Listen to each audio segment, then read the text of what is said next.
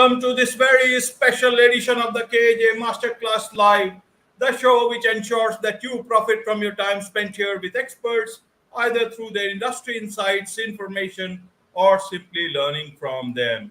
And today we have Michael T. Brown. He's a licensed counselor, a leader, and an author. Welcome to the show, Michael. Thank you, AJ. It's great to be with you. Look forward to our discussion.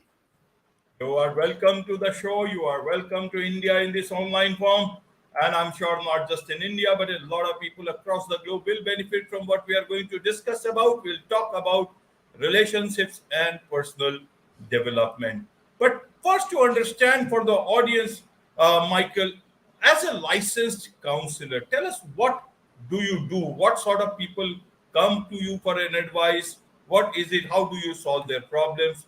And then we'll come to the other questions. Good. So, AJ, as a licensed counselor, I have the blessing and the opportunity to work with individuals from all walks of life, from those who may be dealing with, severe mental challenges, or those who may just be experiencing, a bump in the road. I see individuals, families, couples here regionally in the Northern Virginia, Washington, D.C. area, and also across the country through video conferencing like we're doing now. And a big part of what I like to do, is to create a safe space for people so that they can deal with the root cause issues that may be creating problems in their life. But ultimately, it's about putting the work in to help people reach their goals. And that's my goal, to help individuals reach their goals. And I appreciate you sharing this platform because through media, right, we get the opportunity to go beyond our backyard and help as many people as possible. So I commend you for the work that you're doing. Thank you. Thank you for your kind words, Michael. The whole point of such podcast is to, you know, solve problems for the audience to the questions that they have. Now, I am not the master. You are the master. I am a simple podcast host. I try to ask the right questions or the right as many right questions for the audience so that it helps them today, tomorrow, either today in video form, tomorrow in audio form, or in blog form. And that's the whole point. And thousands and thousands of other podcasts and podcast guests are trying to add value to this whole community. So to understand from you now, the world is a bit very fast. In this fast world, how do we look at relationships and personal development? People think we know, they know about it, but I want to understand your understanding about personal development. How should an individual look at personal development for themselves? Yeah, I see personal development as a journey. In many ways, personal growth has no finish line, right? Every day is an opportunity to learn more about ourselves, to get better, to be better, and do better. But ultimately, right, this journey has to lead somewhere. And I would say many people they want it to lead to success. Then posing an interesting question, right? How do we define success? Because one person's definition might not be the same as another. One that I really like, one definition of success that I like, is the ability to make and keep the promises that we make for ourselves. So for one person, success for them may be reaching a certain plateau career-wise. For someone else, it may be within their family. But I would say, generally speaking, right, we want to be successful in all areas: our mental health, physical health, spiritual health, career, relationships. So personal growth, right, is a journey towards success. We need to know what success looks like. Every person, right, gets to define what success looks like for them. And then we get into the how. How do we get there? And a big part of what I like to focus on is what I call the big three areas: our mental, physical, and spiritual health, and the ability to invest in each. And I encourage your audience, as I encourage myself today, what are the things that we're doing in those three areas? What are you doing for your own mental health? Those things that feed our mind and our intellect. Our physical health, right? Taking care of our physical bodies, how we eat, work out, nutrition. And our spiritual health, right? That's the part of ourselves that we can't touch. Our creativity, our intuition, our soul, our spirit. And if we'll invest in those three and commit to it as a journey, then I think That's a good blueprint for personal growth and development. Right, Michael, right. Now the issue is how to do it. How do you balance the relationship part? Because you have to maintain all sorts of relationships in today's life, either in society, in community, in personal relationships, as well as at workplace, among friends. So many relationships you have to maintain in today's time. How do I balance my own self development, personal growth, personal development, and also maintain relationships? I may look at my growth, but a lot of people want their growth also in relationships, because it's a emotional bonding also, especially if it's a personal relationship, you can still understand. But in an office setting it might be different. Your friends may not actually be friends, they want to extract something from you, but you don't know at this point in time. You know it only when your difficult time comes in. Some people keep on giving to others, and it leads to their problems. Mental health issues come because they don't know how to do boundary setting. They don't know how to do say no. All these aspects, it becomes sometimes too hazy, too difficult to balance out, relationships as well as my own growth. Before, because everything has a time. If you lose that time, the time is going to lose you in that process. Help us then. How do I get started, when you want to actually balance those aspects of your life?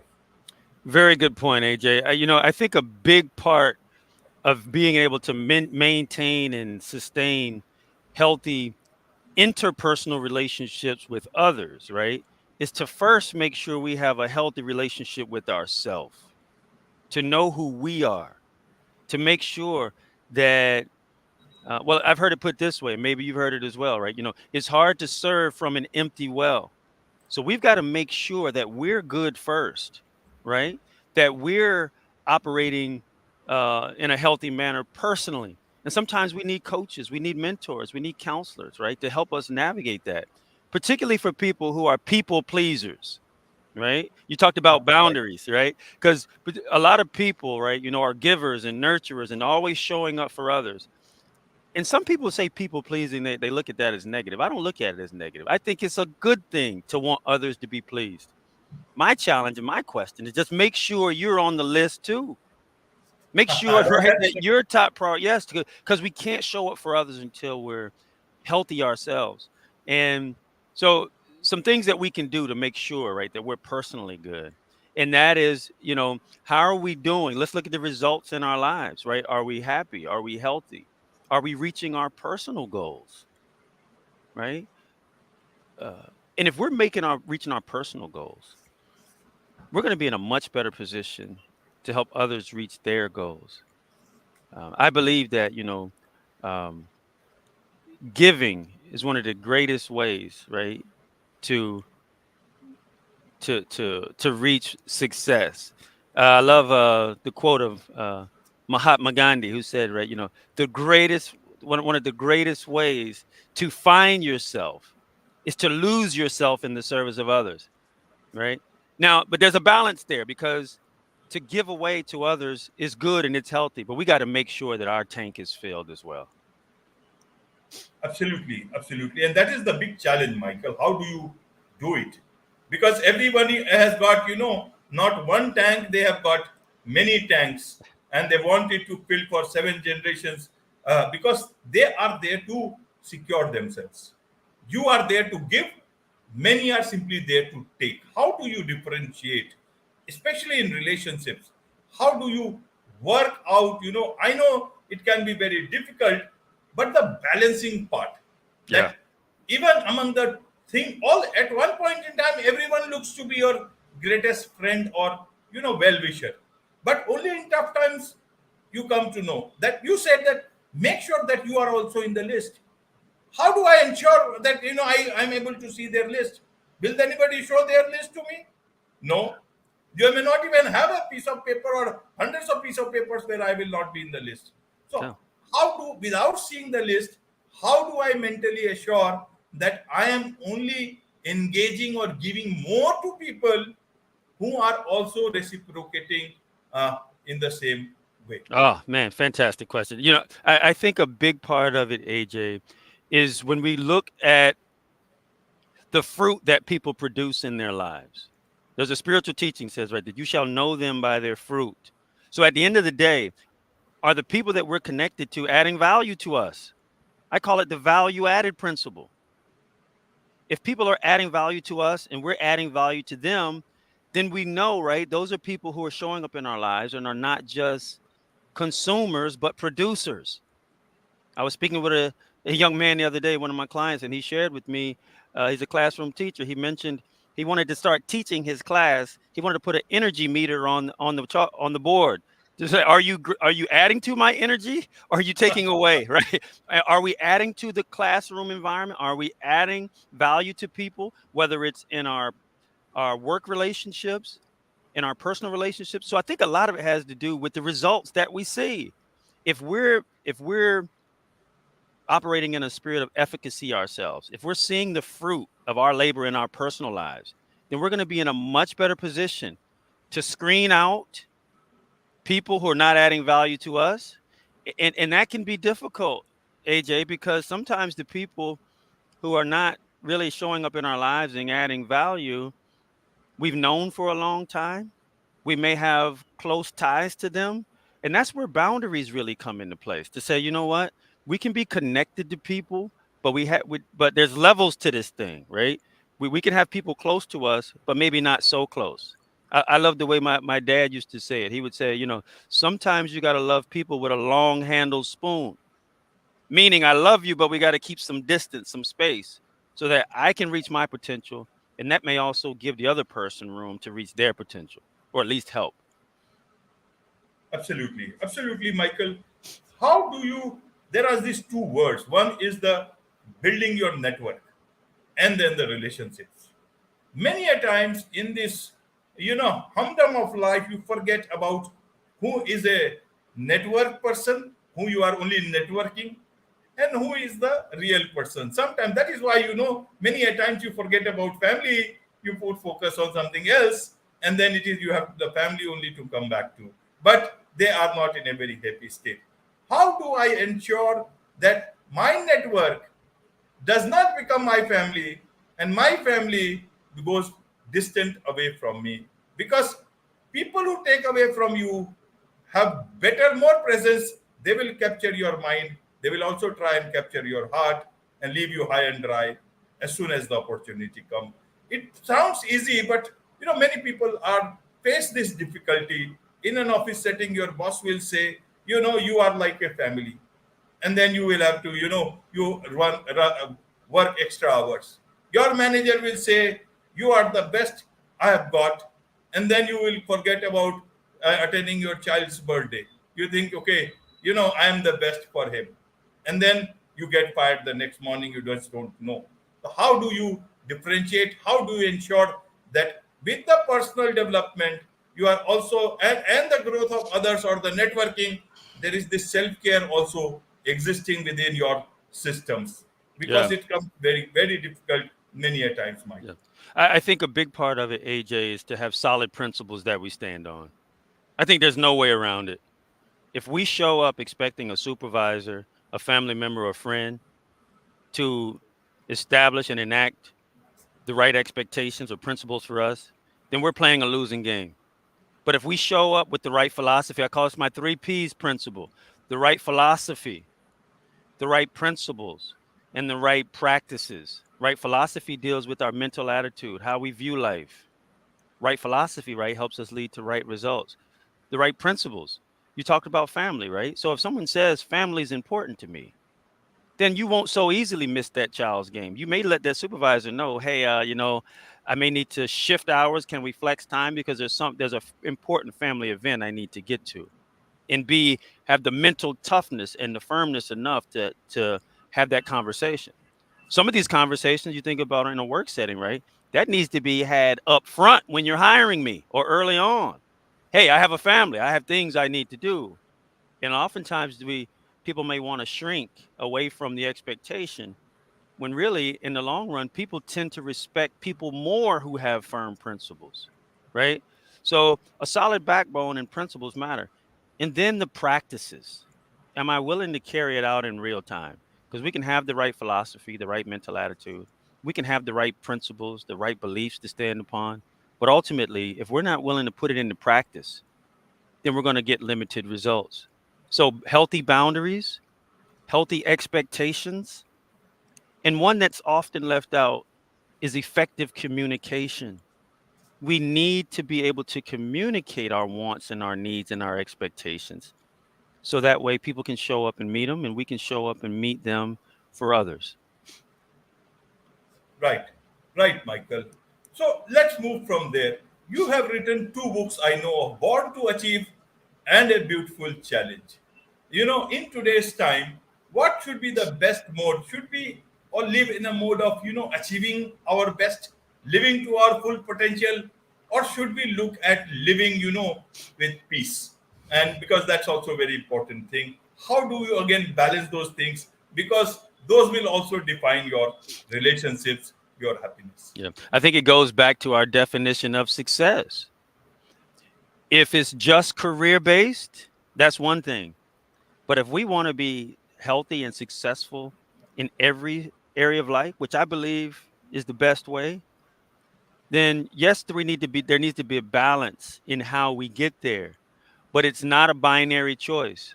It's not, do I want a healthy career and a successful family? No, I want both, right? Do I want mental health or spiritual health? No.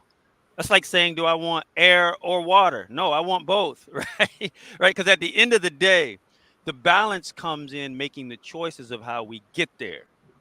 And sometimes there are sacrifices. Sometimes there's tough choices that need to be made where we can't be everywhere at the same time. But the books that I wrote help give some strategy and some inspiration to help getting there. In the book, A Beautiful Challenge, I talk a lot about how healthy relationships are not inherited or passed down, they're earned, right? And I really love this quote, AJ, that says, at the counter of success, there are no bargains or no discounts, right? We must pay the price and we must pay it in full. So I challenge our audience today. What's at the table of success for you? What might be in the way of us getting there? Because sometimes, AJ, we need help and support where we may have good intentions. We may have the right desires, right? If you poll most people, the vast majority is going to say, right? We want success in all of these different areas. But sometimes there's been difficulty or painful events or trauma from our past or a tough childhood that may be blocking us from getting there. And that's why our coaches, our counselors, leaders, and mentors can help us work through some of those challenges to live that successful life. Right, Michael. Right. From a listener's point of view, from people uh, who know you in an online way, and they like what you are talking, what is the best way for them to take the best out of you for themselves and learn as much as you have the knowledge? What is the best way for them to do so? Yes, I appreciate that question. They can reach out to my website. It's brownsleadership.com. Also, I'm over on Twitter, formerly known as X, at mtbrown98, and also on Facebook as well. You can find me there. But all those links you should be able to get there right from my website, brownsleadership.com. And I look forward to hearing from your audience and connecting with more people because we want to get this message out to as many people as possible. And I do speaking engagements as well. And so I look forward to connecting with your audience. Absolutely, absolutely. I want to understand what way they can get the best out of you. Obviously, they will reach your website, your connection. What is the best way they can get your best out of you? Because you are not just one thing. You have got huge number of years of experience. As you said, you are a licensed counselor, a leader, an author. So if I have to, talk about, like you quoted a couple of great people, Mahatma Gandhi and others, if people have to quote something from you, what is the best, Oh, who is Michael T. Brown, what they can get out of you in terms of your knowledge, yeah. practical, as well as, spiritual and other forms of knowledge. Yeah. So obviously, if someone wanted to connect more directly with me, that's the information I gave. But as far as a parting message or what I want your audience to know as far as the best they can get from me, and that is, uh, I think it's important to live a life of service, to think about how we can leave people better off than when we found them. Investing in ourselves obviously helps us, puts us in a position to do that, but also showing up thinking about how we can add value to others, right? Life is a gift. Life is precious. And we get the opportunity every day to figure out how we're going to show up for people. So I'd say that, AJ, that's one of the some of the best I can give. Be a servant. Be willing to show up for others in their lives, because you never know what someone might be going through mentally or emotionally. And you, myself, someone else might be just the prescription at that time of need. So we keep showing up for others. And showing up does not mean we have all the answers. Showing up says, I'm here with you and I'm willing to go through the fight with you. So that's what I would submit to you. Wonderful. On this note, it's a wrap on this very special edition of the KJ Masterclass Live. Thank you so much indeed for joining us. Thank you.